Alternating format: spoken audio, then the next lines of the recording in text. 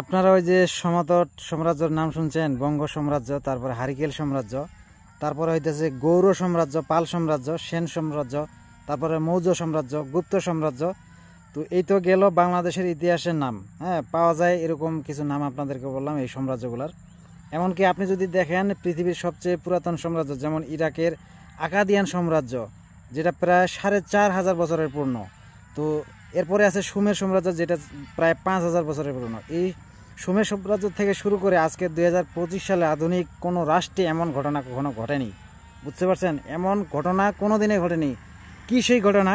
নিশ্চয়ই ঘটনাটা রাজনীতিতে মিরাক্কল পরিবর্তন ঘটাইছে এমন ঘটনা, তাই না? অবশ্য এমন কিছুই হবে, তবে ঘটনাটা বলতেছি একটু মনোযোগ দিয়ে শুনে আর কি। তো শুরুটা হইতেছে ঢাকা বিশ্ববিদ্যালয় থেকে করি। হ্যাঁ, এখান থেকে শুরু করি।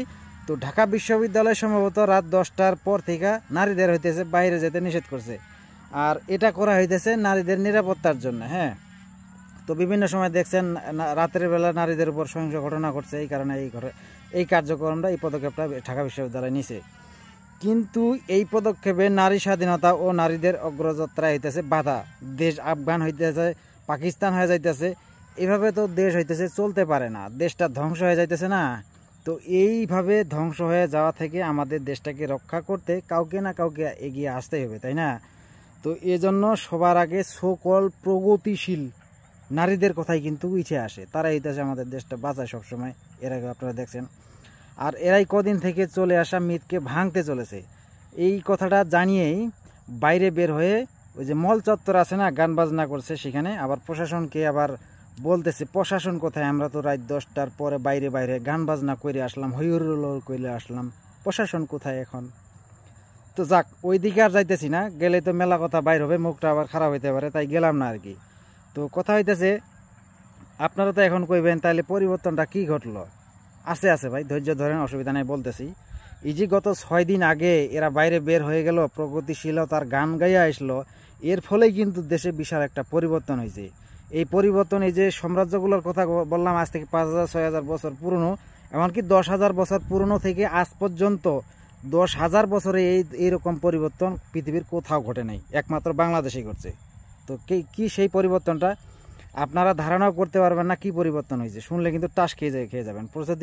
প্রচলিত নিয়মকে বৃদ্ধাঙ্গুলি দেখিয়ে রাত 10টার পরে বাইর হয়ে গান বাজনা করার ফলে গত 6 দিনে বাংলাদেশের যে পরিবর্তনটা হইতেছে সেটা আপনাদের এখন বলি। রাতারাতি বাংলাদেশের জিডিপি 20% বাইরে গিয়া যুক্তরাষ্ট্র আর চীনকে টেক্কা দিয়ে ফেলেছে। এমনকি যুক্তরাষ্ট্র ও চীনের মন্ত্রীরা পর্যন্ত তাদের দেশে বিনিয়োগ করার জন্য আমাদের দেশের মন্ত্রীদের হাত পায়ে ধরে ঘুরতেছে আর কি, অফিসে ঘুরতেছে, দৌড়াইতেছে। তো সামরিক সক্ষমতায় বাংলাদেশ 37তম থেকে এক লাফে চীন, ব্রিটেন, জার্মানিকে ফেলে দ্বিতীয় অবস্থানে উঠে এসেছে যুক্তরাষ্ট্রের পরে। আর চিকিৎসা বিজ্ঞানে এতটাই উন্নতি করছে যে দেশের মানুষের গড় আয়ুর বৃদ্ধি বর্তমান 300% হয়ে গেছে। 300%, মানে 300% বৃদ্ধি পাইয়া 300 বছরেরও বেশি মানুষ এখন বাঁচতেছে বাংলাদেশের মানুষ। আমাদের ইউনিভার্সিটিগুলো অক্সফোর্ড ইউনিভার্সিটি, ম্যাসাচুসেটস ইউনিভার্সিটি, তারপর হার্ভার্ড ইউনিভার্সিটিকে টেক্কা দিয়ে শীর্ষে চলে এসেছে। আর ইংল্যান্ড, জাপান, চীন সহ ইউরোপের ছাত্রছাত্রীরা কিন্তু এখন লাইন ধরেছে বাংলাদেশে পড়ার জন্য, কিন্তু সিট খালি নাই। কি করবো ভাই, তোমাদের জন্য সমবেদনা জানা ছাড়া আর কিছু করার নাই তো আমাদের। তো এইভাবে রাত জেগে গান বাজিয়ে দেশকে উন্নতির শিখরে পৌঁছে দেওয়ার জন্য তোমাদের জানাই উষ্ণ লাল অভ্যর্থনা। এ জাতি আপনাদের ঋণ কোনোদিনই শোধ করতে পারবে না। সামনে এগিয়ে যান আপা, খালা, আম্মা, চাচি, আম্মারা। কিন্তু এই যে সামনে যারা আছেন, আপনারে খালা, চাচি, আম্মা, ভাই, বোন, বান্ধবী কোনো কিছুতে রিকগনাইজ করতে পারলাম না, সেই জন্য দুঃখিত।